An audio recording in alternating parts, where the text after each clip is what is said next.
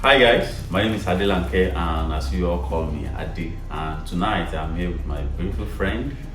Hi everyone, stop flattering me. Hi everyone, my name is Victoria and I'm so glad to be here. Thank you for having me, Ade. Always a pleasure. Always, so much. always, yeah.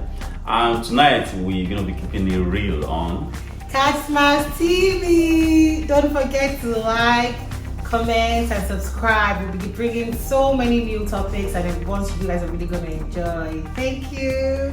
Yeah, thanks so much, Victoria. And today's topic is gonna be centered on adulthood and survivor.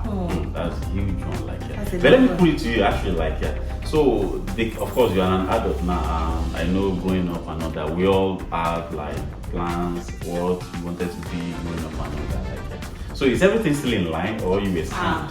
As some of us. What's that song? And this adulthood, big scam. And survivor, like how have you been finding it? No, it's not really. Is this what you envisaged growing up, or it's not? I thought I was going to be living the big girl life. Oh yeah? Yeah, even coming to Canada here. I thought I was going to be balling, making so much money easily. Emphasis on easily. I know so many people they actually made comment in regards to like you, not you of course, everybody coming from Africa and all that coming to Canada, hoping that of course it's gonna be a better place to live and all that. Of course I know there's some advantages and disadvantages and all that, like yeah. But so far, like is it really what you planned for? No, honestly. Are you living the baby life yet? No, I'm not yet. Trust me. How do you mean? Living this fake life. But you glowing like how do you mean? Come on, don't say that. I don't know better. We can switch it up in no time. But it's not really like, the way we planned. You would think, coming over here, we're going to find it easier. Trust me, it's not in any way easy. Yeah, I know the struggle, survivor and all that, like coupled with, some people are married, you have to attend to family and like so kind of, I won't say it's a distraction, but of course I know it's huge. And of course we've got a few prompts to guide us, and honestly we are just going to be speaking our minds and just keeping it real. Like, most definitely. As you said, even I'm not an exception, like I never. Oh no, yes. I definitely. And feel free to drop yours also. Let's know how adulthood is treating you. I really want to meet anyone. Let's know how you are surviving. Whether in Nigeria, wherever you're watching from. Nigeria, Canada, let us know. US, Let's know how it's going over there. If you're finding it easy. Yeah, if it's better, maybe we'll just if things have been working out the way you planned growing up. We need to give us location. Sit back, relax, and let's be real tonight. Yeah. So, like survivor and adulting, they actually, some people, as much as we want to say that, of course they go hand in hand, so to speak. Yeah. But to some extent, I think you can still see some little. But okay, let me put it to you. Like, what do you think? Like, when it comes to survivor, adulting, like, how have you been finding it? I need to know. Let's be sincere. Yeah, no, definitely. I'm keeping it real. I'm going to be speaking from my own point of view. So for me, I think adulthood, it depends. Some people may find it easy, depending on your goals and depending on what you want for your future. So for me particularly, I think with growing up, my goals got bigger. Like things I'm gunning for is way big. So which is why right now I'm hustling hard to make the so reality. It's just there, but then at the same time, it feels like I'm also missing out during this period, because as much as I'm hustling for that future, I can't take it back, like rewind it back to this time. Like trust me, I'm in my early 30s. I want to like travel all over the world, go on vacations, maybe once. But that's actually still doable. So what's stopping you from traveling the world? Because of that goal now. Is it the money? No. The money, yes, but because of what I want for the future, which for me, it's more important. Though I'm trying to balance it, but it's not. Believe me, it's not working out. Like then, considering the fact that you moved from Nigeria to Canada, like so how will you like? Does that still feel like fit into your plan, like towards the end result and all that? Yes. Like, and how's that been working out for you? Yes, first of all, I'm glad I moved. No regrets. Honestly, no regrets. Yes, no regrets. Because here, like Yeah, I see things brighter. Like I said, the goal got bigger. Yeah, and my reasoning changed. Yeah, so, and I feel more secure, so that too. But then it's not still easy here. I'm sure many of you can relate also watching. It's not very easy because I have to work for every dime. You gotta get the money. Yeah, and the bills don't stop. Like the bills are. And that's actually another thing that brings me to my next question. That's one thing people have been, kind of like not really a bone of contention, but of course some people they've been going back and forth with that. Like because people believe that adulting is all about responsibility. But from you, do you think adulting is all about responsibility? A huge part of adulting comes with responsibility. Yeah. I'll say a huge part comes with being responsible. You have to pay your own bills. Yes, you do. Who's going to pay for you?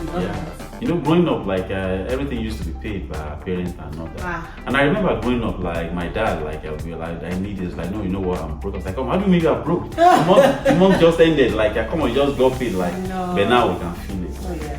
Before you know, you got the paycheck comes in. Oh yeah, like it's sliced already. I basically have a book where I'm broken everything down. So once the money is entering, I'm sending. Then how are you surviving? Because now we're talking about adulthood, which is to a very large extent, as you say, most people believe that it's all about responsibility. Then surviving now, which is all about strength. How do you cope? Like, what's your coping mechanism? That part, I'm just trying. When I was in Nigeria, like I like to move around the road. Like I like to party, visit friends. I spend money without thinking.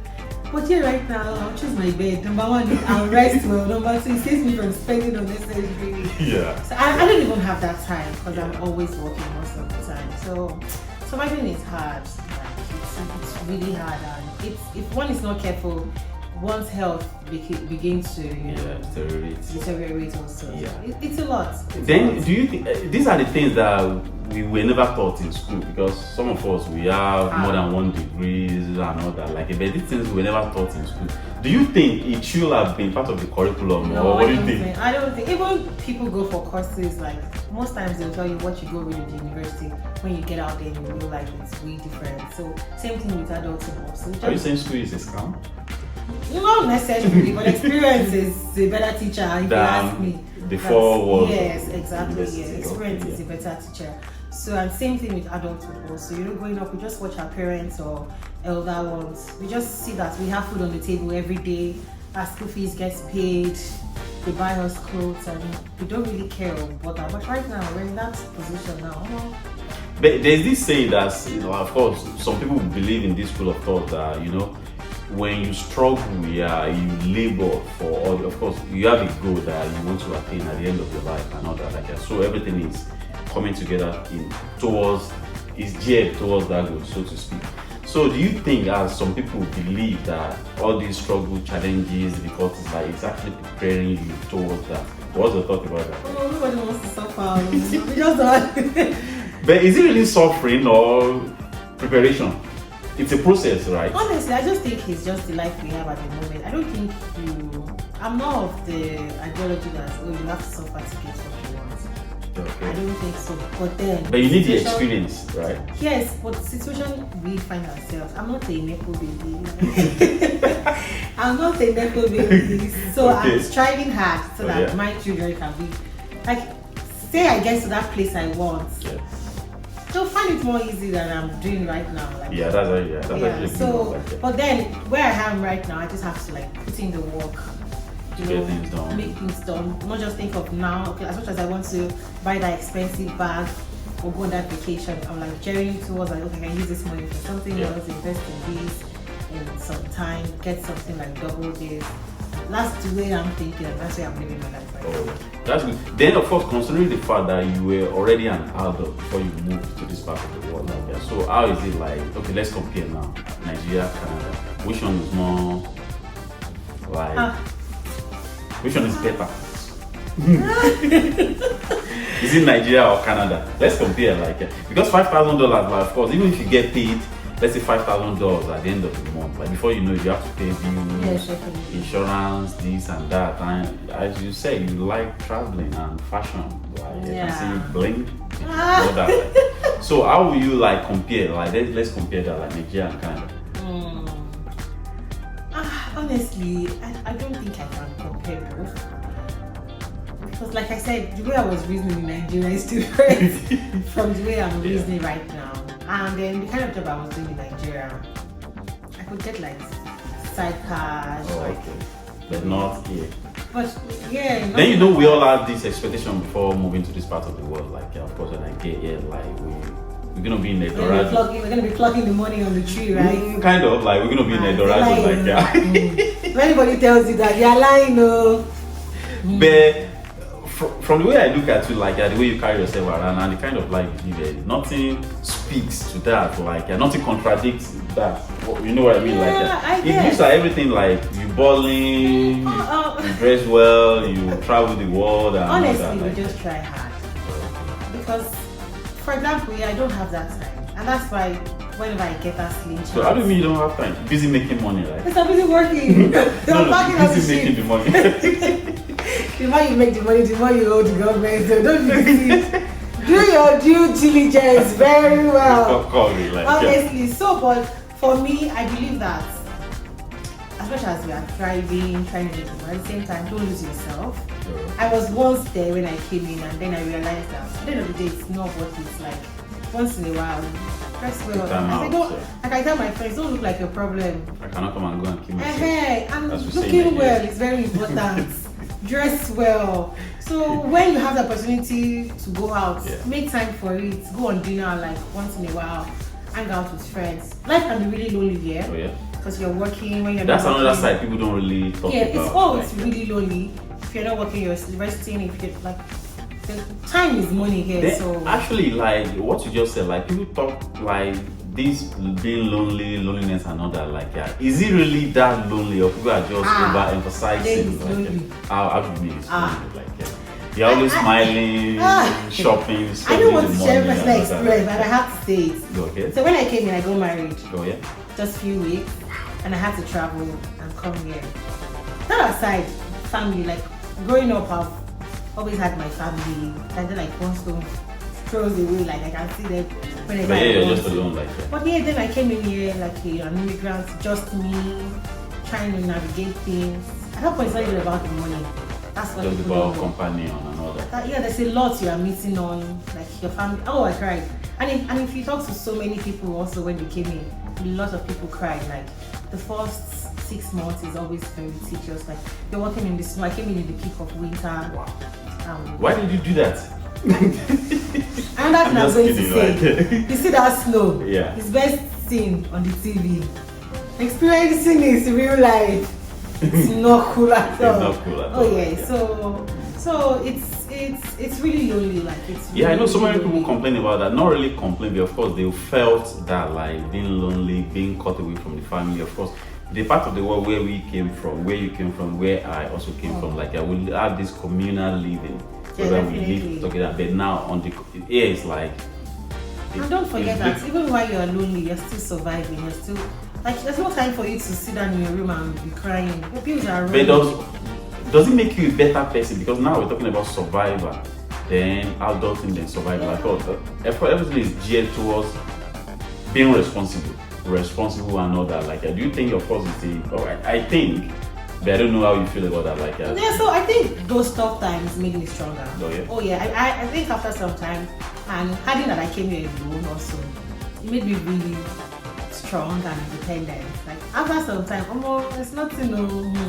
Nothing you will bring to. So maybe you have a job now. So if I may put it to you, so what do you think we should be doing to help people that are just coming in newly, maybe to help them settle down, not cut out from the society? Yeah, I'll say people should talk about it more. But I found out that when people talk about their experiences here in the diaspora, they make it seem like, you don't want people to come in, blah blah blah.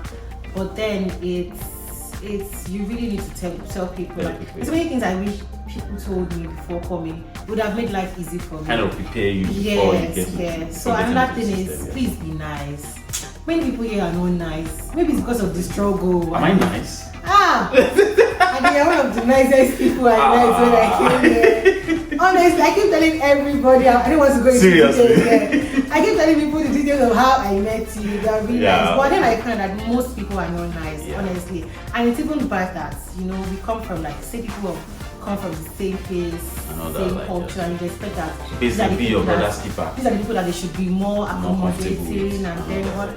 Maybe I like to cut people slack. Maybe they're also going through it. Yeah, I speak to people a lot, and people from their own experiences, of course, people have said it, and of course, times without number, like the way people take advantage of them on them and other, like that's why you see some people withdrawing. Just withdraw. Yeah, I've heard people who say, "Oh, I don't want to mix with any African when I come here, and it shouldn't be that way." But for you, like it's not about me. How are you adulting? At least you're older than me. So how has it been so far? I don't think for me, like I don't think like to me, it's, like I would say for like it's all about responsibility, like becoming more responsible, and because like life is in stages. Like I tell people, like life is in stages. When I came in, I was single. Now I'm married, of course. So more responsibility. Even the more money you make, the more responsibilities and all that. Like that. So, but it is what it is. As we say, like there's nothing we can actually do about that. We just have to grow. And as I've said, it is what. Then the strength. How do you find the strength to cope with all those? Yeah, the challenges. I won't say the hardship. Yeah, per se, but the challenges and the ups and downs of life and that, like that. Basically, like But would you used to like the feel of Nigeria? Yeah, that's a tough one. Like I actually enjoy both. Like I'm actually the type that I try to fit in. Like I try to understand my environment. I will find what does it take for me to actually enjoy this, because I try to enjoy the process. Some people they want to do everything. I enjoy things at the end of. But no, I'm not that type. Why going? I try to enjoy the process. So when I came in, of course, I just had to, let me adjust fast. How can I make life? But then I heard that even Nigeria is not smiling now. Like I had my brother coming. He came in recently and he kept saying, "Oh, Nigeria is like they can't you in Nigeria." There's no place like home, bro. People like things are hard, very expensive. Like living life in Nigeria is even a lot. And how do you think people are coping? Please let us know. Like if you guys are. Those of you in Nigeria, please let's know. Yeah, like we Canadians, we here in Canada, we are complaining. Let it not be about us. Let's know how it's going over there, and like I hear some things like the prices of things, and even right there, say I'm going home and I'm spending dollars. There's still some things that seems very absurd, like spending. Imagine, like I have my friend, she's got her makeup done for 80,000 naira for just one evening, and I'm like, bro. Money. I think we just have to find balance. Like for me, and I say it, and I'm unapologetic about it. Like I'm black and Nigerian, of course. I'm so proud of it. Like I reside in Canada. There, my heart, my soul is still in Nigeria. So do you see yourself relocating back? Most definitely. It's just a matter of time. What's outside? But of course, the comfort I've found in this part of the world, of course, Kamloops, DC has been my second home, and it will always be. So adults in surviving, of course, we'll get there as we're pushing it. When do you think, does it stop? Does it end? It never ends. I think that's one of the things we should have been told while growing up. Like the more older you become, the more responsibilities and the more challenges life brings towards you. Know what I mean? So we should be more prepared. Forget about the fantasy. I'm gonna be this. I'm gonna be that. We've all been in the shoes whereby the first year after graduation, I'm gonna be working in so that part. Make so money and all that. So but life doesn't work that way sometimes at times. So do we just keep working till 80, 90? No, we can't because even in the workforce, in the labor market, at the point even if you don't, you'll be forced to retire. So what becomes of you after retirement? So you have to plan. It never ends as long as you are alive. So guys, that's all we think. So I'm just to wrap it up, I'm just going to say, irrespective of where you are, adulting is adulting. And if you have it easy, hallelujah, congratulations. Those of us trying to survive through adulthood, I'll just say find a balance. Exactly. Don't lose yourself in the process. Like some ladies forget to look well, dress well, all in the sake of we are all thriving or trying to make money. Try to find a balance. Book that vacation. If you plan 3 vacations in a year, if it's one you can afford in that year, book it. Give yourself some makeover, pamper yourself, buy yourself that dress. You deserve it. So just find a balance, and I just pray that it gets easy and we all get to our goal and destination. Thank you so much for having us. Thanks so much, guys. Thank you so much, Ade. I hope we didn't bore you too much. Thank you so much for joining. Thanks, guys. Bye. Yeah, have a lovely night.